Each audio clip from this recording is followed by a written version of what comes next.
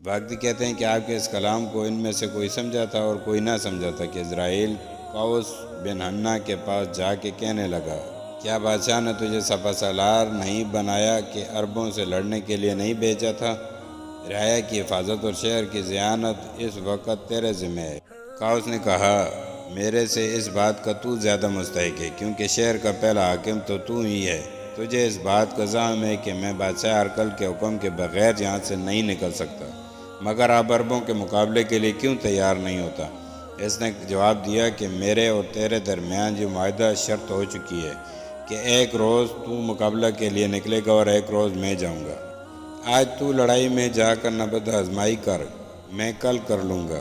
قوس نے کہا کہ میں پہلے کہہ چکا ہوں کہ اس شہر میں مجھ سے پہلے تو آیا ہے، اس لیے پہلے لڑائی میں بھی تو ہی جائے گا۔ میں کل کی لڑائی میں حصہ لے لوں گا۔ آخر اس بات میں مخاصمت بڑھ گئی، تو میں ہونے لگی، گفتگو نے طول کھینچا۔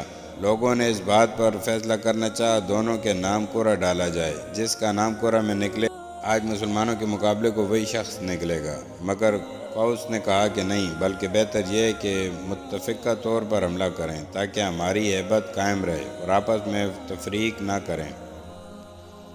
اسرائیل نے کہا کہ مجھے اس سے کچھ مطلب نہیں، جس طرح چاہو کرو۔ کہتے ہیں کہ قوس کو اس بات کا اندیشہ لاحق ہوا کہ اگر بادشاہ کو ان معاملات کی خبر پہنچ گئی تو اپنی مصابت سے علیحدہ کر کے قتل کا حکم دے دے گا، اس لیے قرہ اندازی پر راضی ہو گیا۔ قرہ میں قوس کا نام نکلا۔ اسرائیل نے کہا کہ میدان میں جیسا کہ سپہ سالار افواج اسلامیہ نے شجاعت دکھلائی، تو بھی اس طرح دکھلا۔ جس وقت میں مقابلے کو نکلوں گا، اس وقت دونوں فریق یہ دیکھ لیں گے کہ ہم دونوں میں سے کون سا زیادہ شہ سوار اور بہادر ہے۔ واقعی کہتے ہیں کہ اس وقت قوس نے زرہ پہنی، گھوڑے پر سوار ہوا اور اپنے ساتھیوں سے کہا کہ اپنی تمام توجہ اور قوت میری طرف منعطف رکھنا۔ اگر مجھے مقابلے میں مغلوب دیکھو تو فوراً اعانت کے لیے پہنچ کر حملہ کر کے میری جان بچا لینا۔ انہوں نے جواب دیا کہ تیری باتوں سے تو بزدلی ٹپکتی ہے، شاید ہی تو بچ کر آئے۔ قوس نے کہا کہ جس کے مقابلے کے لیے میں جا رہا ہوں وہ ایک بدوی شخص ہے، میری اور اس کی گفتگو اور بول چال میں بہت زیادہ مغایرت ہے۔ میں چاہتا ہوں کہ اس سے کچھ کلام کروں۔ احتیاط کرنا بھی ایک مضبوط زرہ پہن لینا ہے، اس لیے اگر ایک شخص ترجمان کی حیثیت سے میرے ساتھ جائے تو بہت مناسب ہے۔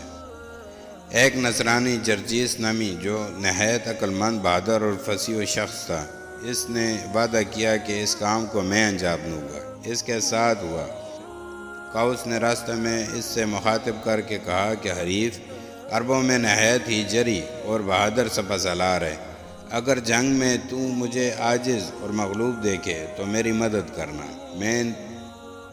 میں اس کے صلہ میں تجھے اپنا مصاحب اور وزیر بنا لوں گا، مگر میرا یہ راز کسی پر ظاہر نہ ہو۔ میں لڑائی میں کسی قدر دیر لگا کر مکر و فریب سے واپس چلا آؤں گا۔ کل جس وقت اس کے مقابلے کے لیے اسرائیل نکلے گا تو یقیناً قتل ہوگا۔ اس کی طرف سے مجھے اس وقت اطمینان کا سانس نصیب ہوگا۔ جرجیس نے کہا کہ میں فن حرب سے بالکل ناواقف ہوں، البتہ بات چیت اور گفتگو سے مدد دے سکتا ہوں، سو میں حد المقدور جہاں تک ممکن ہوگا فریب دہی میں کوئی کوتاہی نہیں کروں گا۔ اگر تجھے یہ بات منظور نہیں ہے تو اس پر خوب غور و فکر کر کے مجھے جواب دے۔ اس نے کہا، افسوس، تیری خواہش ہے کہ مجھے دشمن کے حوالے کر دے۔ جرجیس نے کہا، تیری یہ منشا ہے کہ اپنی آئی میں مجھے بینٹ چڑھا دے؟ بھلا تو ہی انصاف کر، اگر میں مارا گیا تو تیرا انعام و اکرام، عطا و بخشش میرے کس کام آئے گا؟ قوس یہ سن کر خاموش ہو گیا اور آگے بڑھا، یہاں تک کہ حضرت خالد بن ولید رضی اللہ تعالیٰ عنہ کے قریب پہنچ گیا۔ مسلمانوں نے جس وقت ان دونوں کو دیکھا، رافع بن عمیرہ طائی نے چاہا کہ بڑھ کر قوس پر حملہ کر دیں، مگر حضرت خالد بن ولید رضی اللہ تعالیٰ عنہ نے انہیں روکا اور فرمایا، تم اپنی جگہ کھڑے ہو رہو، میں دین کا خادم موجود ہوں۔ واقعی کہتے ہیں کہ قوس جس وقت حضرت خالد بن ولید رضی اللہ تعالیٰ عنہ کے قریب پہنچا تو اپنے مصاحب جرجیس سے کہنے لگا کہ تو ان سے استفسار کر کہ تم کون لوگ ہو اور کیا چاہتے ہو، نیز انہیں ہمارے ستوت و جبروت سے ڈرا، کثرت لشکر کی خبر دے کر دمکا، ان کا اندیہ معلوم کر کہ آخر کیا منشا ہے۔ جرجیس آگے بڑھا اور حضرت خالد رضی اللہ تعالیٰ عنہ کو مخاطب کر کے کہنے لگا، اے اعرابی، میں تم سے ایک مثال بیان کرتا ہوں، وہ یہ کہ ہماری تمہاری مثال اس شخص جیسی ہے جس کے پاس بکریوں کا ایک گلہ ہے۔ اس پر اس نے چروائے کے لیے ایک بزدل کم ہمت غیر شکاری کو مقرر کر دیا۔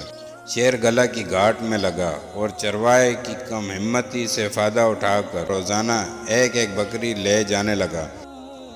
بکریاں ختم کے قریب پہنچ گئیں اور شیر کے منہ کو خون لگ چکا تھا۔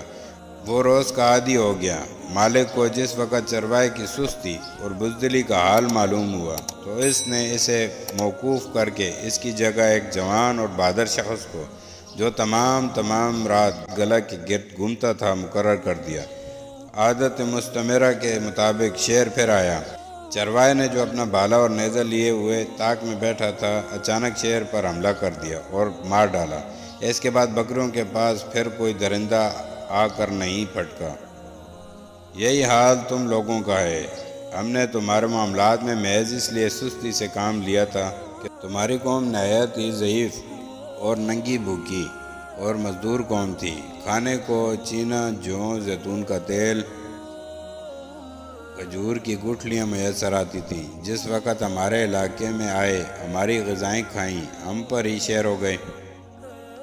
بس جہاں تک پہنچنا تھا پہنچ چکے اور جو کچھ کرنا تھا کر گزرے۔ اب بادشاہ نے تمہارے مقابلے کے لیے ایک ایسے شخص کو روانہ کیا ہے جو کسی طرح انسانوں پر قیاس نہیں کیا جا سکتا۔